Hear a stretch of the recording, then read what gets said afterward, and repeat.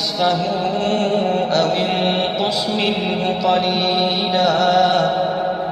أو زد عليه ورتل القرآن ترتيلا إنا سنلقي عليك قولا ثقيلا إن ناشئة الليل هي أشد وطئا وأقوم قيلا إن لك في النهار سبحا طويلا واذكر اسم ربك وتبتل إليه تبتيلا رب المشرق والمغرب لا